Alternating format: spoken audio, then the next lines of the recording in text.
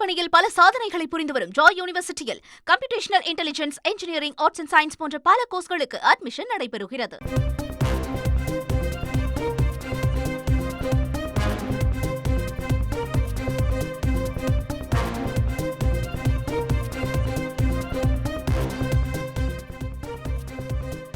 தங்கம் விலை ரூபாய் 600 குறைந்திருக்கிறது. சென்னையில் ஆபரண தங்கத்தின் விலை ரூபாய் 600 குறைந்திருப்பதாக முக்கிய செய்தியாக பார்க்கிறோம். இதன் தொடர்பாக தற்பொழுது 73,240 ரூபாய்க்கு ஒரு சவரன் தங்கம் விற்கப்படுவதாக தகவல்கள் வெளியாகியிருக்கிறது. அண்மை செய்தியாக பார்த்தோம்.